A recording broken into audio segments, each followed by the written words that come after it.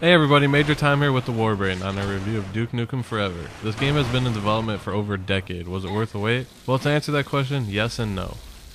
The most enjoyment you will find in this game is the humor. As in any Duke game, the great one-liners we have all known to love are back, along with new lines you'll remember for the next decade. Come get some. Another hilarious feature in Duke is your health bar, which is called your ego. You increase your ego by interacting with certain objects in the environment, such as admiring yourself in the mirror, lifting weights, killing bosses, and of course, looking at porn on random computers or magazines throughout the different levels.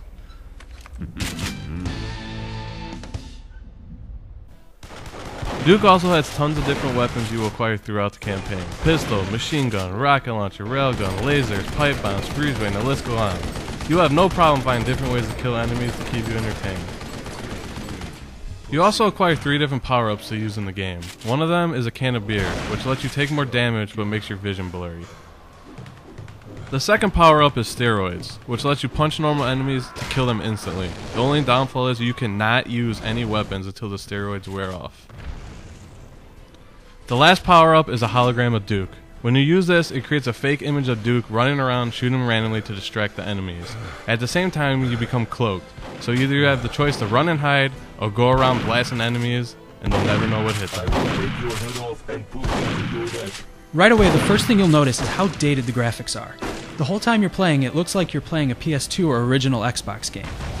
Even though the graphics are so outdated, for some reason the load times seem to just drag forever.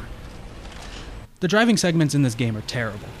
There's this one mission where you're driving a monster truck through the desert, and yes, it's fun at first plowing through your enemies, but when you get to a certain point in the level, you just run out of gas. Luckily, Duke's Spidey sense tells him exactly where the gas cans are randomly throughout the desert. The first time your car breaks down, you really don't have a problem with it, but then the game makes you repeat the same scenario several times. The worst part in this game by far is the underwater level.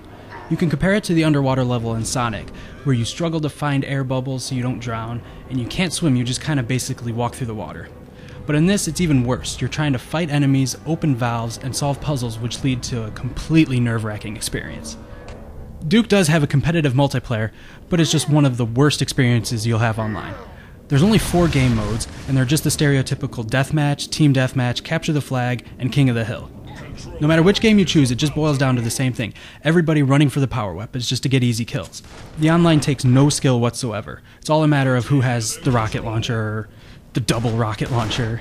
You do level up, but mostly you just unlock random objects to decorate your virtual apartment or hats or something. There's really no point in sticking around the multiplayer. Achievements in Duke are fairly easy. They range from beating the game on different difficulties to killing enemies with certain weapons. And of course, there is the more humorous achievements in the game, such as the turd burglar. Yes, it does involve stealing a piece of crap out of the toilet. Hope you enjoy doing that. All in all though, you'll have no problem unlocking all the achievements in this game.